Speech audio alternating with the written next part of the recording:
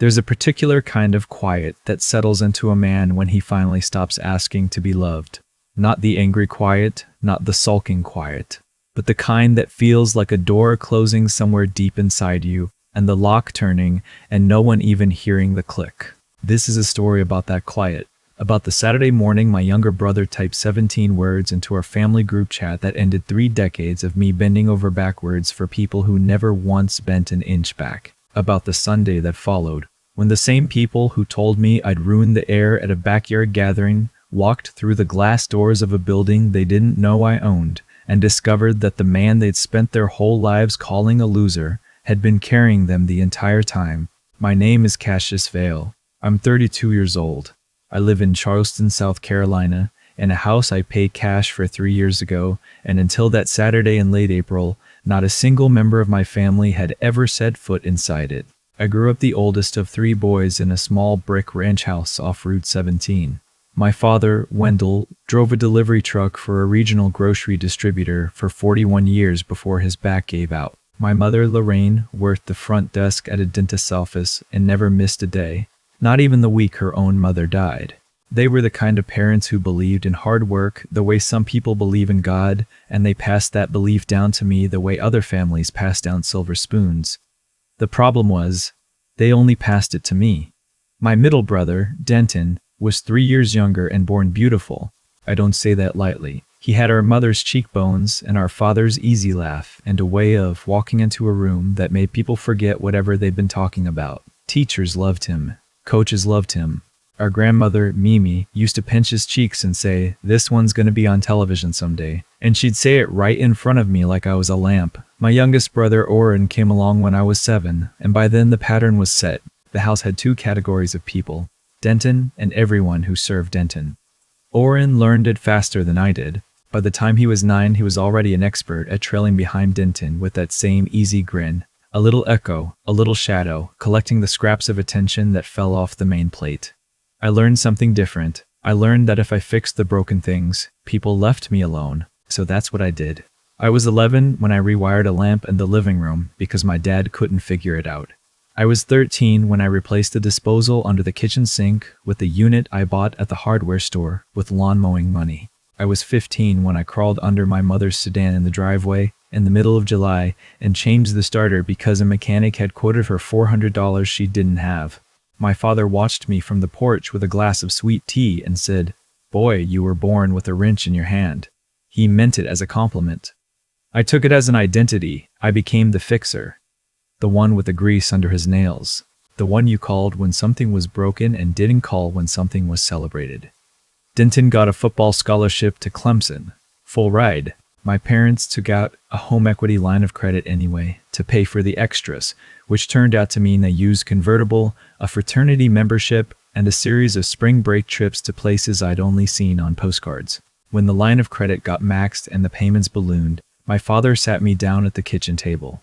I was 21, 2 years into community college, working a full-time job at an auto body shop and taking night classes in mechanical engineering. He said, "Son, we need a little help for a few months, just until Denton graduates and gets on his feet."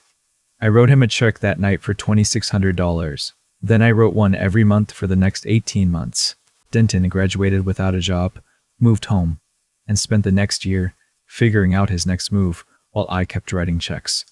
Nobody ever said thank you. Not once. Not a card, not a phone call, not a word at a dinner table. The money just became the air everyone breathed, and I became the lungs.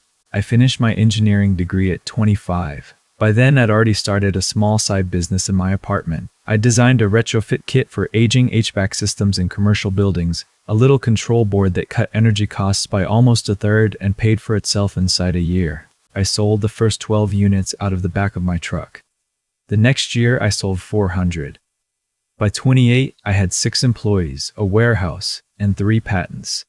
By 30, I had contracts with 2 hotel chains, a regional hospital group, and the state university system. By 32, the company, I'd named it Vale Thermal Systems, which sounds modest until you see the numbers, was clearing just north of $23 million a year in revenue, with a valuation that made my accountants quietly suggest I start thinking about estate planning. Nobody in my family knew. I never hid it exactly. I just never told them. Every time I tried, something happened. I'd show up to Sunday dinner, Denton would be holding court about his latest venture. He'd gone from mortgage broker to real estate flipper to supplement salesman to crypto consultant, each one ending in a fresh round of my mother's tears and a fresh round of checks from me. And I'd open my mouth and my father would say, "Cass, pass the rolls," and the moment would close.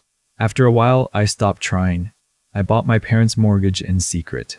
When the bank called my father to tell him a new owner held the note and was waiving the remaining payments, he assumed it was a clerical error and spent 3 days arguing with customer service. My mother got a new water heater installed the week hers started leaking. She thought her homeowner's insurance had covered it. Orange student loans got paid off in a single lump sum 2 years ago. He told everyone at Thanksgiving that he'd hustled his way out of them with smart refinancing. My mother cried and said she was so proud. I sat across the table eating stuffing. Denton was the black hole. Every 18 months, like clockwork, he'd blow up some new scheme and crawl back to my parents for rescue. Each time, my father would find me in the garage or catch me in the driveway and say, "Cass, your brother's in a spot." And each time I'd write the check, and each time nobody would say my name out loud in gratitude. The checks were between me and my father, a secret transaction, the kind of thing you don't discuss in front of the golden child because it might hurt his feelings. I kept track in a spreadsheet. Over 11 years, I had given my family, directly or indirectly, just over $480,000. I could have bought another warehouse. I could have bought a small island. Instead, I bought silence, and I told myself silence was love. Then Denton got married. Her name was Palmer. She was 27, a pharmaceutical rep from Atlanta, with a laugh like breaking glass and a way of looking at a room that made you feel like she was pricing everything in it. Denton met her at a sales conference in Nashville, and 3 months later they were engaged, and 4 months after that they were married at a vineyard in North Georgia that I paid for, through my father, who told Denton the money had come from a little something set aside. Palmer didn't like me from the minute she met me. I showed up to the rehearsal dinner in a clean button-down and dark jeans, straight from a job site where I'd been meeting with an engineering crew, and she looked at my hands. I'd washed them twice, but there was a half moon of dark under my right thumbnail, and said, loud enough for the whole table to hear, "Oh, Denton didn't tell me his brother was a mechanic."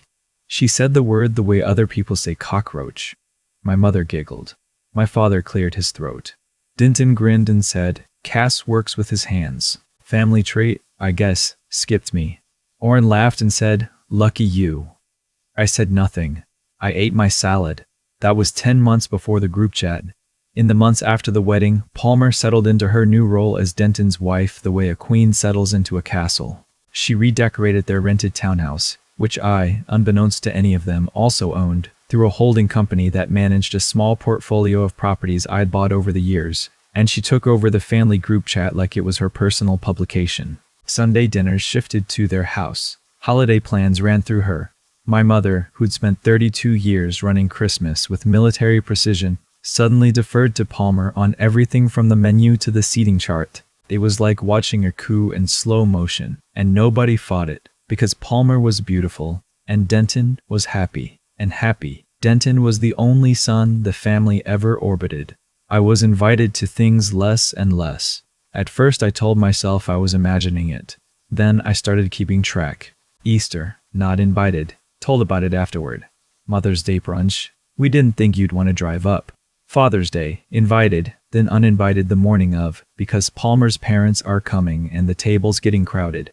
Orrin's 30th birthday, which I had partially funded through a surprise deposit into my parents' account, I found out from an Instagram post 3 days later.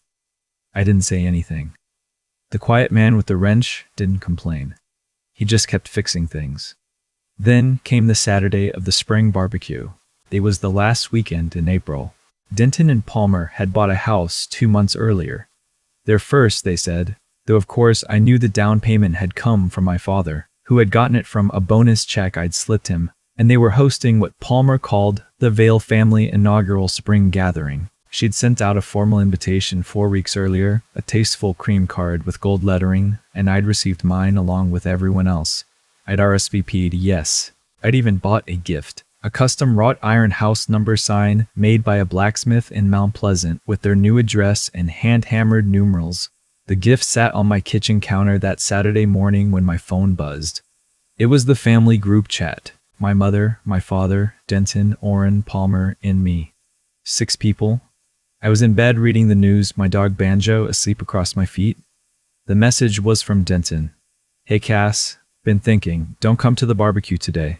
Palmer's had a rough week and she says having you here is going to stink up the whole afternoon. Her words, not mine, but honestly, I agree. You always show up smelling like motor oil and the vibe is just off when you're around her parents and the new neighbors. Sit this one out. We'll catch up at mom's some other time. I read it 3 times. Then I scrolled up because I wasn't sure the message had come to the group chat by accident. It hadn't. It was in the main thread, the one with all 6 of us. The reactions started arriving while I was still staring at the screen. My mother, heart emoji. My father, thumbs up emoji. Orrin, laughing emoji. Palmer, thank you baby. I knew you'd understand. Nobody typed a word to me. I sat there for a long time. Banjo shifted against my ankle. Somewhere outside, a lawnmower started up. I thought about all of it at once.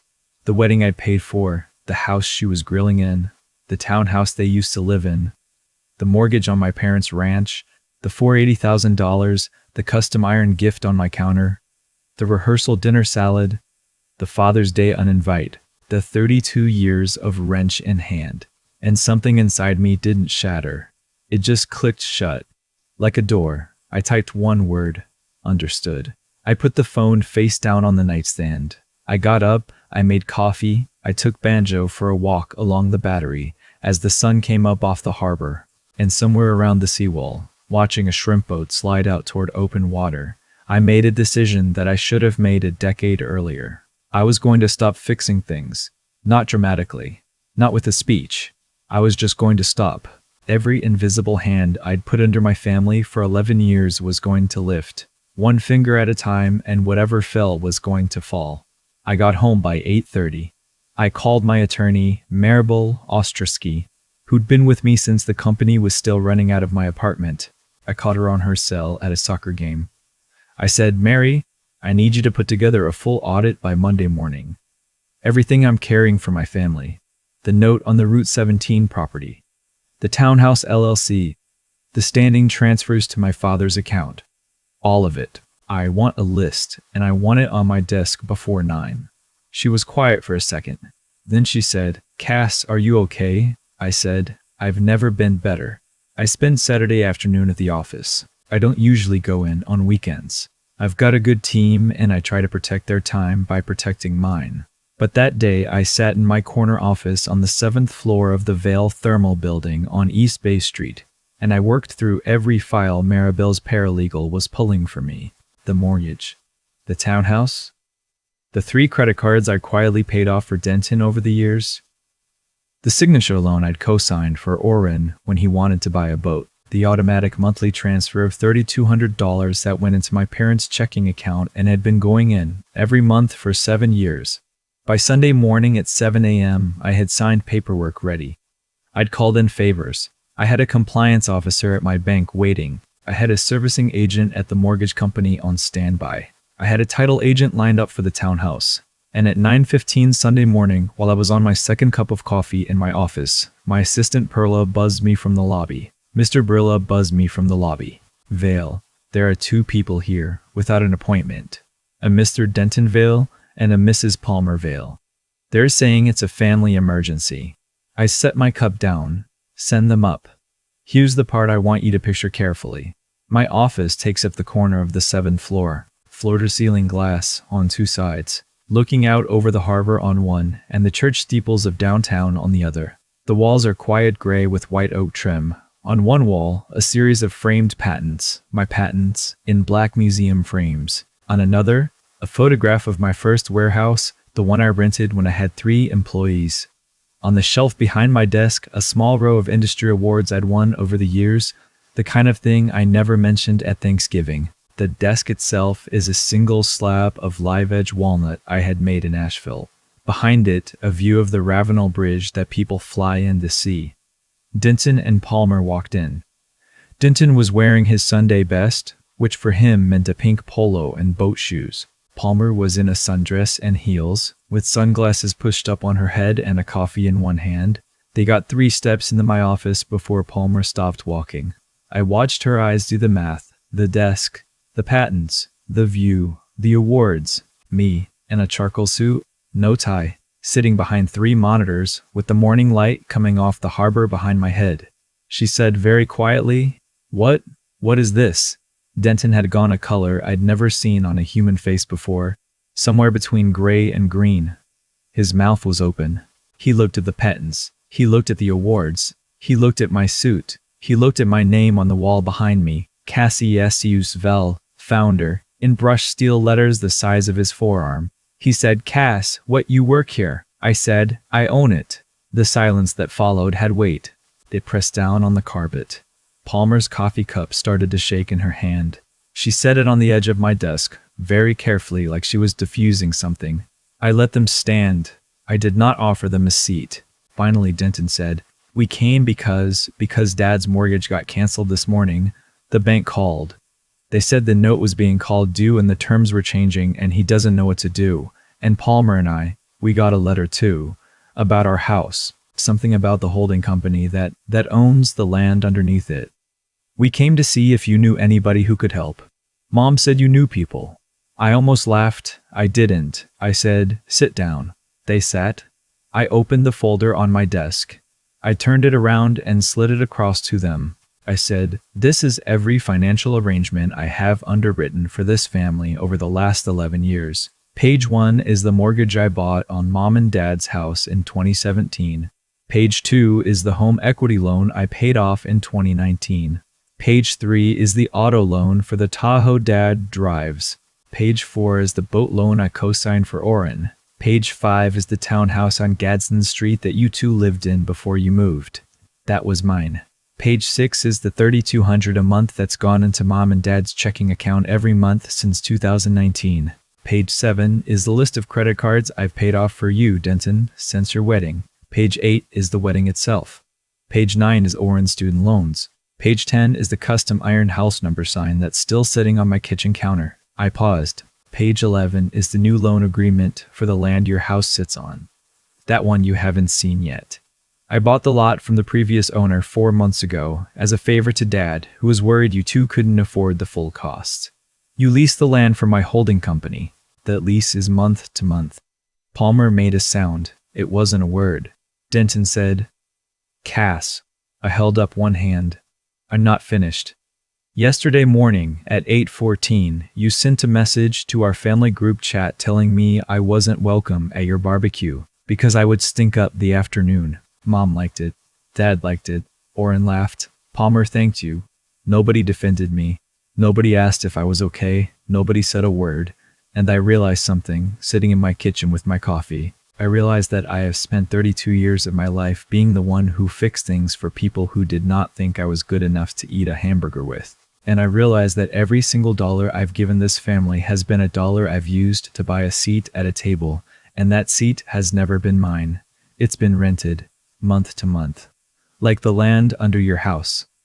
I closed the folder. So here is what is happening. As of Monday morning, the standing transfer to Mom and Dad's account stops. As of Monday morning, the note on their house returns the standard amortization and full payment schedule, effective with the May payment. The lease on the lot under your house is being terminated with 30 days notice. The paid-off credit cards are your responsibility not to run back up, because the next one is on you. The cosign on the boat is being withdrawn, which means the bank will be contacting Oren this week to restructure or refinance.